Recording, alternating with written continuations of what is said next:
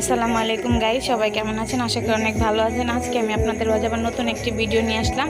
আজকে আমার ভিডিওটা আপনার পুরোপুরি না টেনে প্রথম থেকে শেষ পর্যন্ত ভালোভাবে দেখবেন। আমার ভিডিওটি আপনাদের কেমন লাগে অবশ্যই লাইক কমেন্ট শেয়ার করে জানাবেন, আর আমার চ্যানেলটিকে সাবস্ক্রাইব করে দিবেন। তো আজকে আমি ডিম আর পটল দিয়ে ঝটপট একটা রান্না রেসিপি করব। তো আপনারা দেখবেন ভিডিওটা কেমন লাগলো। তো প্রথমে আমি 3টি ডিম ভালো করে বাটিতে ঢেলে নিয়ে তার মধ্যে একটু লবণ দিয়ে ভালো করে মিক্সড করে নিলাম। এখন আমি কড়াইতে তেল গরম দিয়ে দিচ্ছি। এখন এর মধ্যে আমি ডিমগুলো দিয়ে ভালোভাবে ঝুরি করে নেব। তো ঝুরিটা আপনারা হালকা আছে সুন্দর করে করবেন। আপনারা চাইলে ডিম আরও বেশি ব্যবহার করতে পারেন, আমি 3টাই ব্যবহার করলাম। তো এই দেখেন আমার ডিমগুলো আমি খুব সুন্দর করে ঝুরি করে নিয়ে হালকা ব্রাউন কালার করে নামিয়ে নেব।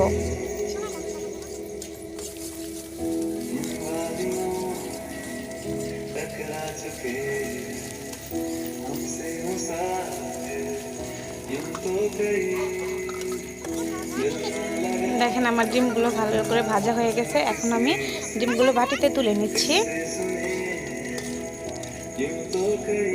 আপনারা আমার চ্যানেলটাকে সবাই সাবস্ক্রাইব করে দেবেন, আর আমার জন্য সবাই দোয়া করবেন যেন আমি আপনাদের মাঝে আরও ভালো ভালো অনেক কিছু নিয়ে আসতে পারি। তো আমি এখন কড়াইতে তেল দিয়ে দিলাম। তেলের মধ্যে মানে পেঁয়াজ আর মরিচ দিয়ে ভালো করে ভেজে নেব। আমি এর সাথে হালকা একটু মশলা ব্যবহার করব, আপনারা চাইলে সেটা ব্যবহার করতে পারেন, এতে তরকারির ফ্লেভারটা অনেক ভালো আসবে। তো আমি এখন দিয়ে দেবো একটু আদা বাটা, রসুন বাটা, আর সাথে একটু হালকা জিরা বাটা দিয়ে তার মধ্যে লবণ পরিমাণ মতো, তারপর মরিচের গুঁড়া, আমি হলুদটা ক্যামেরায় দিয়ে ফেলেছি, আসলে সেটা দেখানো নেই। হালকা একটু হলুদ দিয়ে ভালো করে মশলাগুলো একটু ভেজে নিয়ে তারপরে মশলাগুলো কষিয়ে নেবেন, একটু পানি অ্যাড করে কষিয়ে নেবেন। তো দেখেন আমি পানিটা অ্যাড করে দিচ্ছি। আমি ভালো করে একটু কষিয়ে তারপর আমি পটলগুলো আগে থেকেই কেটে ধুয়ে পরিষ্কার করে রেখেছি, তারপর এর মধ্যে দিয়ে দেবো। দেখেন আমার মশলাটা তেল ছেড়ে দিয়েছে। এখন আমি পটলগুলো দিয়ে দিব।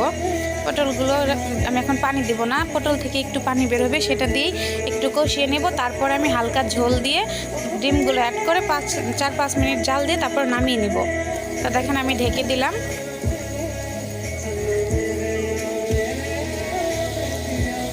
আপনারা অবশ্যই বাসায় রেসিপিটা ট্রাই করবেন, আশা করি সবার খুব ভালো লাগবে। তো দেখেন আমার পটলটা কষে গেছে। এখন আমি এর সাথে হালকা পানি অ্যাড করে দিয়ে কিছুক্ষণ জাল দেব। বলক আসার পর তারপর আমি ডিমের ঝুড়িগুলো করে দিয়ে তারপর আমরা তরকারিটা নামিয়ে নেব। তো দেখেন এই যে আমি ঢেকে দিলাম। দেখেন আমার এই তরকারি বলক চলে এসেছে খুব সুন্দর। তো আমি এর মধ্যে ডিমগুলো অ্যাড করে দিয়ে ভালোভাবে নেড়ে চেড়ে একসাথে মিক্সড করে নিলাম। এখন আমি 5-7 মিনিট জাল দিয়ে তারপর আমি তরকারিটা একদম সম্পূর্ণ রেডি হয়ে যাবে আমার। তো দেখেন আমার তরকারিটা একদম ফুল হয়ে গেছে, সুন্দর হয়ে গেছে। দেখেন কালারটা কত সুন্দর আসছে। তারপর এখন আমি এই যে সার্ভ করে নিলাম। আশা করি ভিডিওটা সবার ভালো লাগবে।